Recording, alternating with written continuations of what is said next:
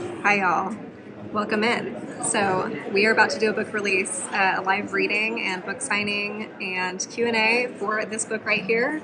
It's called Of Witches in Ruin. It's by Julie Caldwell. You can follow her. We're streaming on her account right now. My name is Lauren. I am an artist, and Julie is a good friend of mine.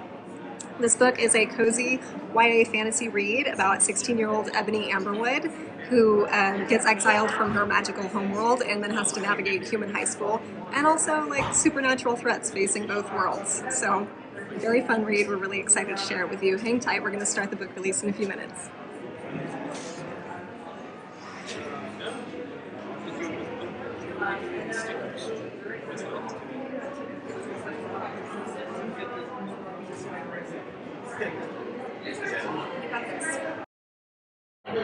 Oh, and by the way, we are coming to you from the Floating Bookshop in Oklahoma City. It's inside a place called Sailor in the Dock. It's this local, eco-friendly, sustainable, all-local marketplace. The Floating Bookshop is owned by a fellow named Echo, and he'll also be joining us here in just a little bit. So, hang tight.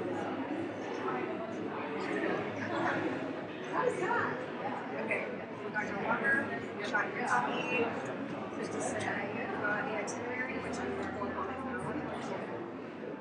Yeah. You're looking for your phone. We can talk about it.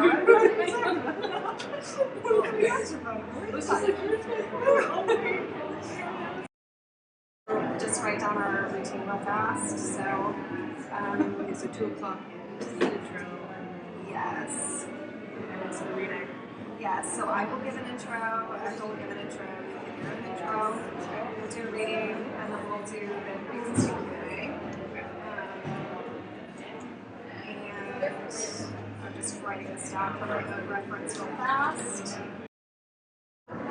Hey Echo, you want to say hi to TikTok? Yeah! This is TikTok. Hi guys. This is the bookshop owner. His name's Echo. He's with us today. We're really excited.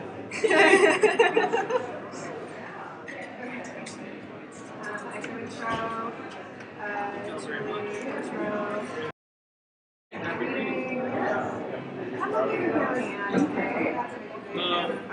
We've only been here 3 months. Hey, I see we have some more people. Hello, hello. Oh my gosh, Pakistan? Oh hi, hey, you have people She from is Pakistan. amazing. Oh, no, you're Pakistan. amazing. Yeah, isn't that cool? Hey, we're Oh, reaching far and cool. wide here. So, hi everybody. In case you missed it, my name is Lauren. I am an artist. You can find me at laurenkelly.art. This is Julie. She is the host of this TikTok right now, and she also just dropped her book Of Witches in Ruin. We are doing a release party right now. We're going to get started here in just a few minutes. And we are going to be having a live reading and a Q&A. Unfortunately, we cannot actually take Q&A from the live chat just because we're both kind of managing here on the ground. But if you've got any questions that you don't see us answer here, go ahead and drop them as comments on Julie's most recent videos, and she'll, I'm sure, get to them when she has time. We're also going to be here until about 4 o'clock today, so if you're in the Oklahoma City area and you'd like to come get a signed copy of her debut novel, Of Witches in Ruin, we'll have that ready for you, okay? Yes. We're at the Floating Bookshop in Sailor in the Dock, and let's see, what have we got, like 6 minutes till go time? So, Yep, 6 minutes. hang tight, get you something to drink, get your fluffy socks on, get whatever you need. Always comfy clothes. We're going to be ready to rock and roll here in a minute. Yes. So yeah, Julie, you excited? I'm so excited. I'm so excited. Oh my good gracious. Again, guys, we're both managing stuff right here on the ground, so we won't be able to keep up with the chat, unfortunately.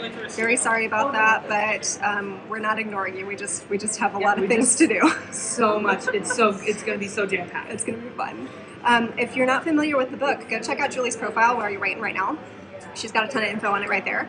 But just as a quick synopsis, it is a cozy, comfy YA read. If you liked Sabrina the Teenage Witch, you will like this book. And by the way, just like a little intel, she's already got the sequel finished. We're just waiting on edits right now. So you're going to be seeing that in, oh my gosh, am I sharing secrets? You're going to be seeing the sequel to this book dropping in summer 2024. Summer 2024. So right now is the time to get this read on your shelf. Okay, all right, that's the last update that you'll get from me. Right. Hang tight, we'll be back here in just a couple minutes, okay?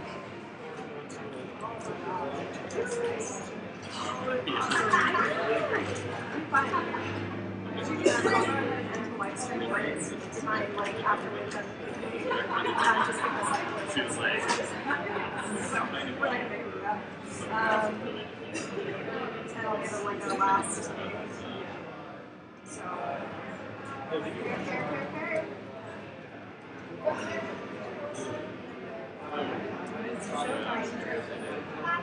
I didn't even know.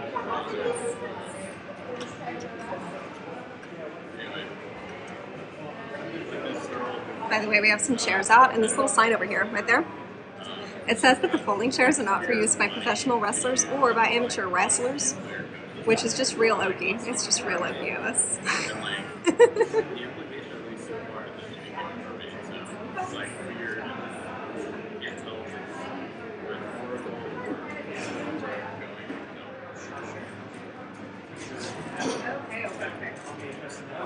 Yeah, I'll tell you about it when I'm done. Bookmarks. Rock and roll. We've got a clear view from the camera. Good to go.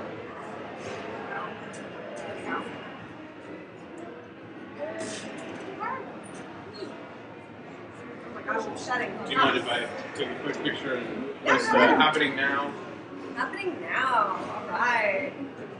Thanks. You should hold up your book. Oh yeah. Yeah. Yes. Hold it up. There you go. Cute. Okay. Take me back to the camera. Okay. What's that fresh author smile? Yes. Nice. Thank you. Cute. Okay. Alright. 5 minutes. Okay, I'm gonna get this out of it. Oh, yeah. Framed.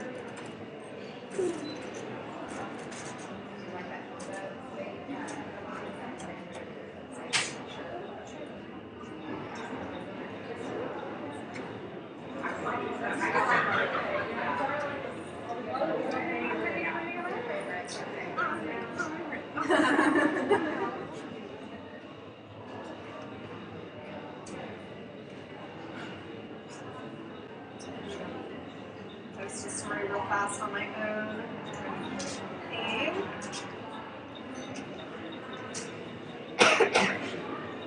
Oh, this predictive text, oh my gosh. It just starts typing on its own. I don't know. I'm like, what do we do? What do we do? Okay, and location. Location.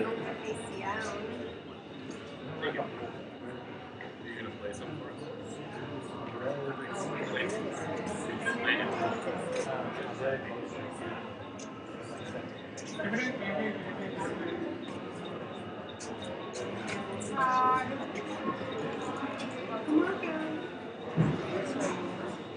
Oh gosh, I don't know how to operate. Okay.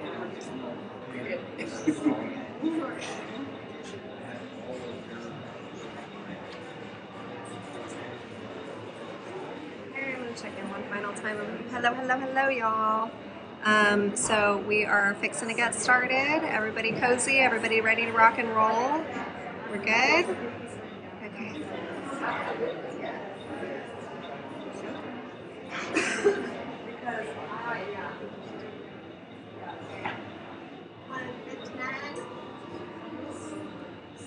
Actually, I should put that in my hand because it has my itinerary. I should not put that down.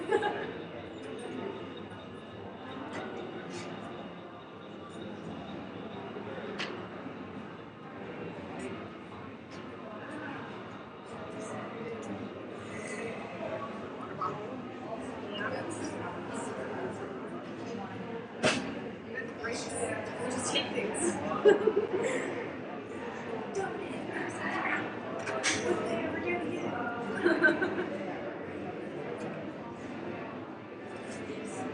What was that guy from the was it Princess Bride? Was that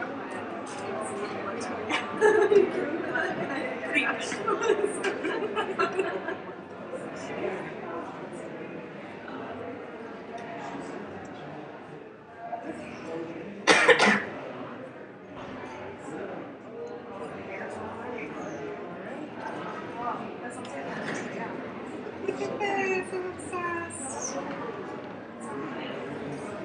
Alright, it is 2 o'clock, so we're gonna get started. Woo!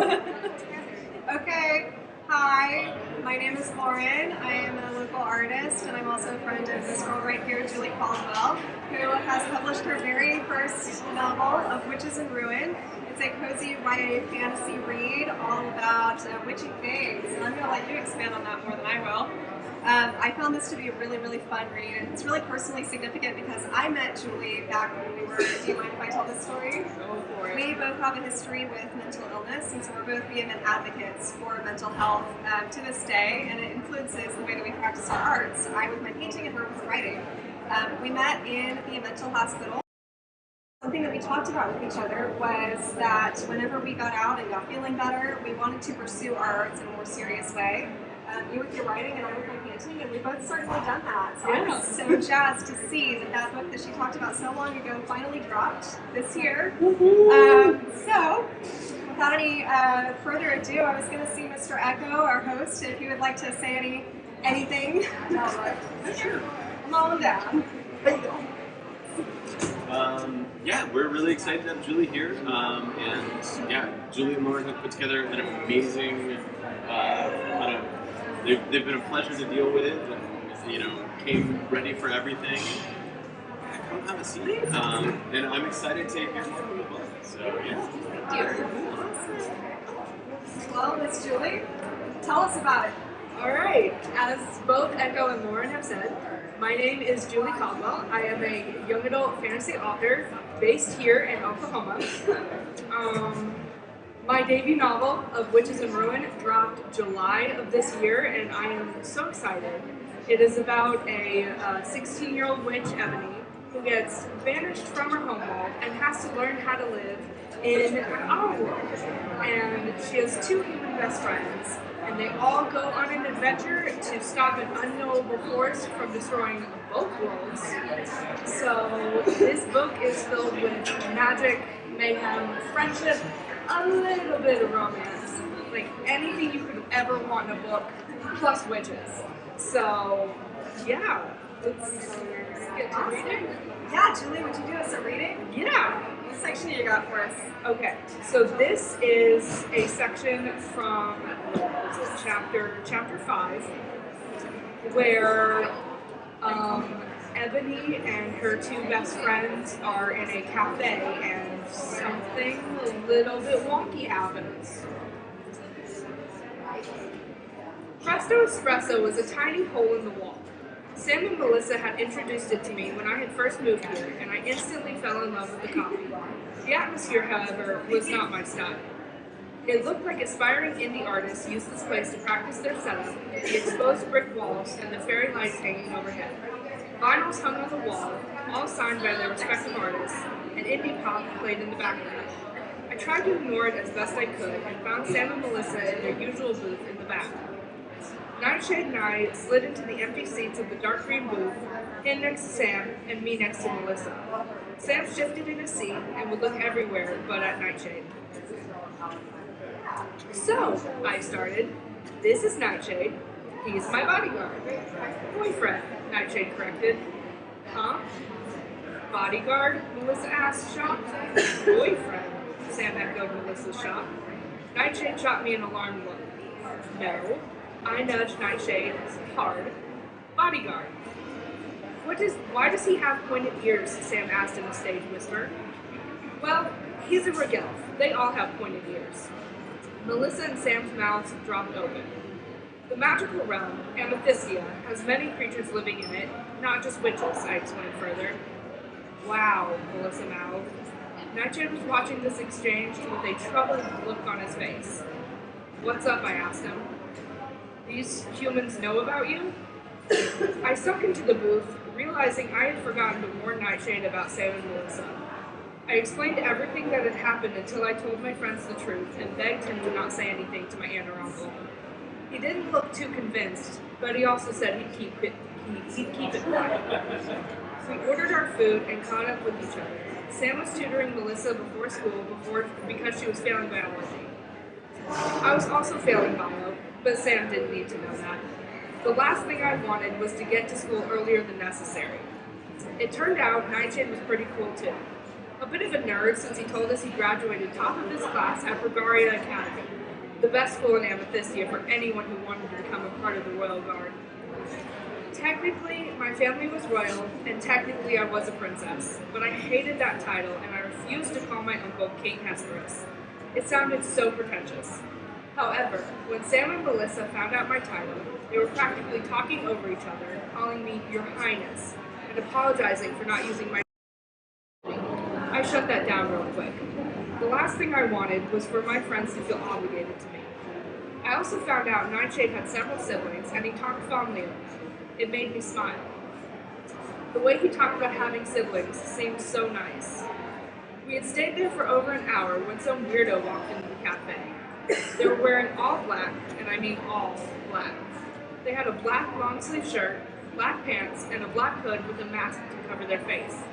The only thing not covered in black were their bright green eyes, and when they locked onto me, all the color drained from my face. Guys, I said urgently, get out of the booth and go out the back. Now. Why? Sam asked, straining over the seats. Nightshade saw my face and instantly went on the defensive. He ushered my friends out of the booth quickly, and he and I followed. The person followed us out the back and into the alleyway. Nightshade roughly shoved us all out of the way as the person in black went in for an immediate attack. They used a sword I had never seen before. It had weird shapes carved into it. They looked like sigils, but I didn't recognize any of them. Nightshade blocked the attack with his arm. I gasped. I thought for sure that the sword would have lopped his forearm off, but upon closer inspection, he was wearing armor underneath his clothing. Nightshade did a backflip to get away from the attacker. He held out his arm, and a glowing blade made of dark stone formed. I had only seen dark. It was rare to find, and forging it was damn near impossible. Darkstone was found in the depths of caves that were littered with the most heinous demons, and even if someone managed to evade those demons and retrieve some darkstone, only the best blacksmiths could even work with it. Nightshade swung the blade at our assailants, but they dodged. They parried and locked blades with Nightshade. The sigils on the attacker's sword glowed. Smoke appeared, and the assailant. The attacker leaped back and stared at the sword. Then they swung at Nightshade again, and while the blade didn't touch him, the fire did. Nightshade yelled in pain and grabbed his cheek, dropping his sword and leaving him defenseless. The attacker advanced slowly, knowing they had the advantage. I watched. Nightshade didn't deserve to die. I didn't want my friends in harm's way either. I lunged forward, far enough away from Sam and Melissa where no harm would come to them, but far enough away from the attacker so they couldn't see what I was doing. And what I was doing was stupid. Forbidden even. It was the reason I won my duel back home and lost my home altogether. I held out both hands, palms facing outward. I spaced my feet evenly apart and took a deep breath. Hey, emo wannabe. The attacker looked over just in time for me to yell, Anima Magica. The air chilled and the sky darkened. Wind whipped around me like a tornado. My highlighted brown and pink hair blew over my face, but I didn't need to see. I knew where I was aiming. A ball of glowing light formed in front of my palms. It grew bigger and brighter until it was the size of a basketball and as bright as a star. I pulled my arms back over my head and flung them forward, releasing the ball of pure light energy. It hurled toward our attacker. The assailants' eyes widened, and they were smart enough to run in the opposite direction. They ran toward the end of the alley, but didn't quite make it. My magic caught them in the ribs. They howled in pain, hugged their side, and limped off down the alleyway, slowly enough that we could have caught them if we wanted to, but I was so tired. I rested my hands on my knees as my legs trembled. The wind died down, and the sky returned to the normal hue of morning gloom. I wobbled over to Nightshade, who stared at me like I was the one who had attacked him. Sam and Melissa came running up to us with smiles on their faces, smiles that dissipated when they saw Nightshade's look of fury. I did what I had to, I explained. A human, he roared. They were human, and you used the most powerful magic ever discovered. They were going to kill you. I would have been fine. They will be lucky if they survive the day. I swallowed hard. I knew he would be angry, but I thought it would have been about me using a forbidden spell, not the life of the person who wanted to kill us. What do you mean by that? Melissa asked. Nightshade huffed. Ebony used soul sorcery. The king of the realm forbade it a century ago because it is too powerful, and it takes a terrible toll on the caster. What kind of toll? Sam asked. Soul sorcery comes from the life force of the caster, which is why it is so powerful. Ebony just decreased the numbers of years in which she will live. Ooh, Mama, okay. Alrighty. Well, what a reading, Miss Julie. Thank you for sharing this with us. So we did go ahead and gather some Q&A in advance, but I can also take cues from right here. What do you think about that? Yes, absolutely. Yeah? Anybody got any cues, or you want me to break the ice with some of our email ones? I'll break the ice with you. So one of the first ones that we got was, can you talk about how the idea for this book came to you? I had a couple of that. Mm-hmm. I don't exactly remember how the idea came to me. I do remember that I wanted to have a story where it was a coming of age with friendship as the central theme, and I just went with it. Nice. So another one says, you talked about your own journey with mental illness on TikTok. Would you talk about how that has played into this story? Or if it has? Absolutely, it definitely has. There is a scene in the book where Ebony has to face facts with what she's done, and it takes a terrible toll on her mental health. But, you know, I think the fact that she has friends who have kept her so grounded has played a major part in how she deals with that. Nice. Okay, any cues here? I don't want to like steamroll over you. I have like a list. So another one that we got is this is an easy one. Are you into crystals or other witchy stuff IRL? Oh, absolutely. Yeah. Do you have like a favorite? Oh, my favorite is rose quartz. Yeah, it's a good choice. It is very good for like healing and love, and I absolutely love it. Yeah, and we have a great crystal shop here at Sailor and the Dog too. Yes. Tourist stones across the way. So another one that we got a couple of was, how do you move through like creative blocks? We're asking about like creative blocks. How I move through a creative block. Thank you. That's a good one. Yeah. Get some DNA. I really just rest with it, you know? Like, every time I have a creative block, I realize that my brain is just done for the day. So I take a rest, and then I look at it with fresh eyes in like an hour or the next day. Nice. Well, so I'm Well, I just went to the Facebook Fest and the we didn't hear any queer So one that we got that I thought would be particularly salient was this person said, I have chronic pain and fatigue, and it makes it really hard to get anything projects done, even if they are physically demanding. Do you have any advice for someone like me? I don't know if they realized how like salient that would be. Yeah, wow, that's a good one.